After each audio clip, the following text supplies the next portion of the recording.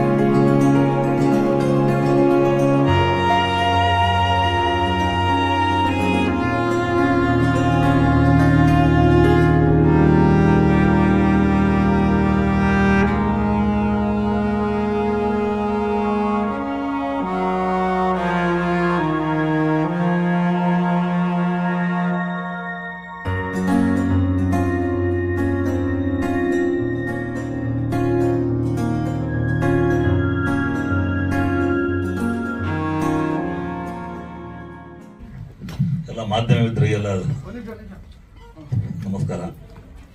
ವೇದಿಕೆ ಮೇಲೆ ಎಲ್ಲ ಧ್ರುವ ತಾರೆ ತಂಡದ hero, heroine, music director, cameraman, anchor, ಇನ್ನೆಲ್ಲಪ್ಪ ಒಳ್ಳೆ ಸಿಂಗರ್, ಒಳ್ಳೆ ಸಾಂಗ್ ಆಡಿದ್ರು. ಇದೊಂದು ಟೋಟ್ಲಿ ಒಂದು ಯೂತ್ ಭಾಳ ಒಂದು ಒಳ್ಳೆ ಕಾನ್ಸೆಪ್ಟ್ ಇಟ್ಕೊಂಡು ಸಿನಿಮಾ ಮಾಡಿದಂಥ ಸಿನಿಮಾ. ಭಾಳ ಎಂತೂಸಿಯಸ್ಟ್ ಆಗಿ ಭಾಳ ಖುಷಿಯಿಂದ ಏನೋ ಒಂದು ಒಳ್ಳೆ ಸಿನಿಮಾ ಮಾಡಬೇಕು, ಒಳ್ಳೆ ಸಿನಿಮಾ ಚಿತ್ರ ಕೊಡಬೇಕು ಅನ್ನೋ ಒಂದು ಉದ್ದೇಶ. ಟೆಕ್ನಿಕಲಿ ಭಾಳ ಚೆನ್ನಾಗಿ ತೆಗೆದು ಸೌಂಡ್ ಆಗಿದೆ. ನಮ್ಮ ಮ್ಯೂಸಿಕ್ ಡೈರೆಕ್ಟ್ರು ಬಿಚ್ಚುಗತ್ತಿ ಸಿನಿಮಾ ಒಂದು 2-3 ಸಿನಿಮಾ ಮಾಡಿ ಅಂತ ಹೇಳಿದ್ರು.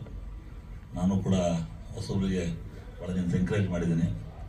ತಮ್ಮ ಒಂದು ಇಂಟ್ರೆಸ್ಟ್ ತೋರಿಸಿದ್ದು ನಾವು ಈ ಮ್ಯೂಸಿಕ್ ಮೇಲೆ ಹಾಕಿರೋದು ಒಂದು ಇದು ನಿಜವಾಗ್ಲೂ ಭಾಳ ಅಪ್ರಿಷಿಯೇಟ್ ಮಾಡೋಂಥದ್ದು.